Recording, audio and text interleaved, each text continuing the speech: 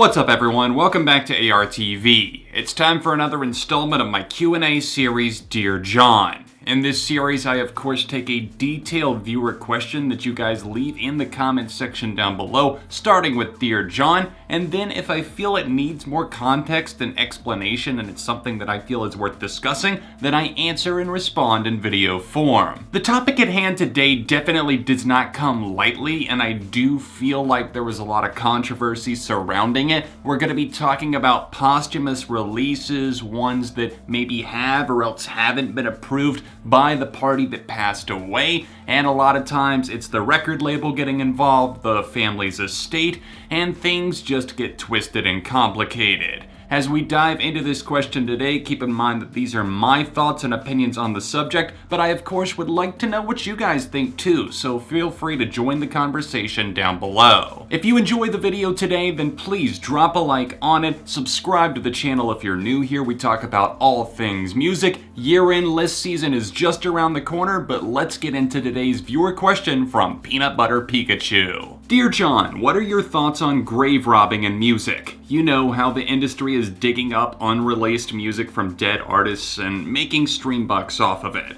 Example, Falling Down from Lil Peep and XXXTentacion, or the amount of releases from Prince that dropped after he died, etc. First of all, Peanut Butter Pikachu, thank you for the question, thank you for the awesome username, and thank you for being actively involved in the comments. I'm gonna be relatively straightforward with my thoughts on posthumous releases, the grave robbing, which is exactly what it is. I like how you worded that. It's something that honestly makes me feel pretty disgusted, and I don't normally condone or else enjoy personally listening to those style releases. Everything dating back to Michael Jackson, David Bowie even in a more recent fashion, all of these other recordings that have been unearthed for the first time from the vaults, and it's Prince, it's all these other people. Some people like Prince, I feel, had things set up to kind of trickle out in a certain fashion, but hearing these Michael Jackson songs, and especially like a collaboration with Drake on his recent Scorpion album,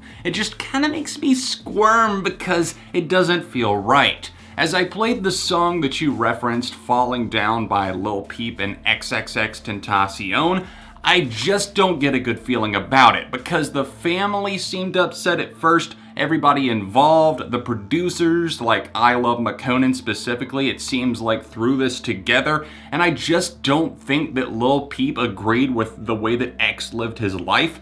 And to be honest, I don't either. And who are we to say that they should come together, two artists who have passed away, who are no longer here on this planet? Who are we to decide that their music comes out, or even worse, they collaborate with someone they might not have wanted to collaborate with? You walk a fine line when you start to pick and choose what songs and what snippets become actual full-length tracks. Obviously, XXXTentacion has an upcoming full-length album, although the lead single Bad was only a minute and a half long, and it literally felt like it was lifted out of his iPhone trash. It's something that was probably in a folder somewhere, maybe he laid down some vocals, and these producers are just taking these ideas and then finishing them for them. I really didn't even listen to the Lil Peep album outside of a couple of singles that I thought were pretty solid. Cry Alone was honestly good, but I just don't feel good about listening to the album. I know that his friend worked on it with him. It's the same person that produced his other album, Come Over When You're Sober Part 1, same as did Part 2. He finished it out.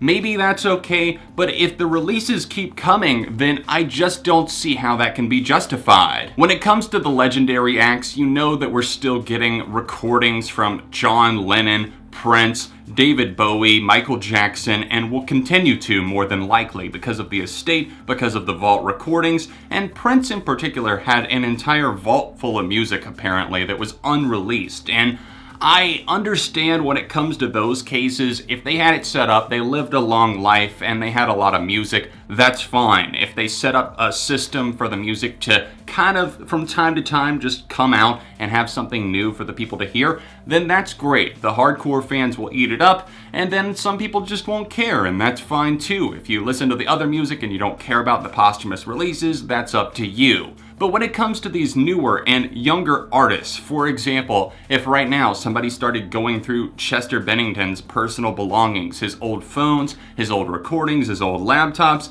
and they just decided to put together something for him, I don't think that I would agree with that, because it just feels like somebody going behind someone's back that literally can't see it or hear it coming because they're literally no longer alive. Grave robbing is exactly what I would call it, and I do not stand for it at all. I think that the greedy labels see dollar signs all over people, especially Lil Peep and XXXTentacion right now. It doesn't matter that they both have their own demons, especially X being in the public spotlight for some very bad things, some very big allegations, and some things that were actually proven on the record.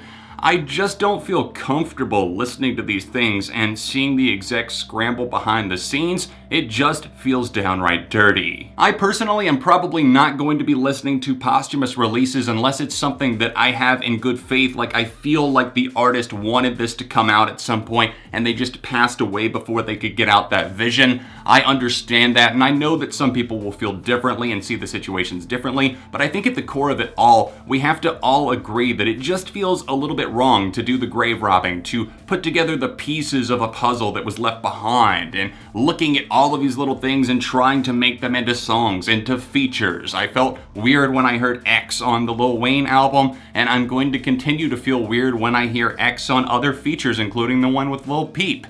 Anyways, guys, even though I am totally against it, let me know your thoughts in the comment section down below. Would you call it grave robbing? Would you call it posthumous releases that are okay? Sound off your opinions. And if you would like to be featured potentially in a future episode of Dear John, then leave a comment down below starting with Dear John so I can find ya. Thank you for watching to the end of this episode of Dear John. If you did, then please drop a like on this video. Help me get this to 500 likes. Make sure to subscribe to the channel and turn on those notifications if you haven't already. And thank you for 100,000 subscribers on my second channel beyond ARTV. You can catch up on the full playlist of Dear John here, another recent review here, and I'll see you soon for more on ARTV.